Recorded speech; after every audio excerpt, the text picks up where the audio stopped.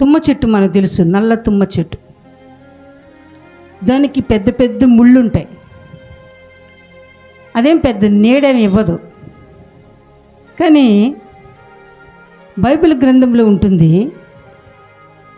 ఆ తుమ్మ చెట్టు యొక్క చెక్కతో దేవుడంటే ఆ దినాల్లో తన సేవకులతో మాట్లాడి, ఆ సేవకులు ఏం చేసేవాళ్ళు అంటే తుమ్మ చెట్టుతో మందస్సం తయారు చేసేవాడు.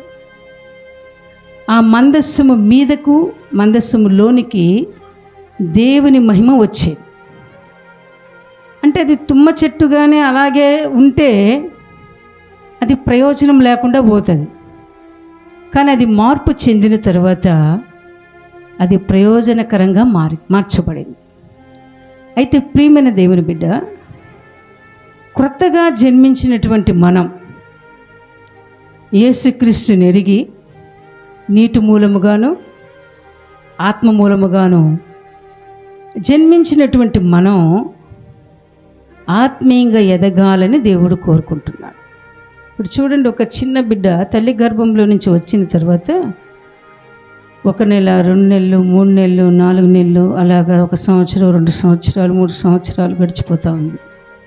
కానీ శరీరంలో ఉన్న అవయవాలు ఎదుగుదల లేదనుకోండి, ఆ తల్లిదండ్రులకి చాలా బాధ. కారణం ఏంటి? ఆ అవయవాలు ఎదగాలి, వాడు పెద్దవ్వాలి. ఎదిగిన తర్వాత, పెద్దయిన తర్వాత వాడు స్కూల్కి వెళ్ళాలి, చదువంతా పూర్తి చేసుకుని తర్వాత ఉద్యోగం చేయాలి, తర్వాత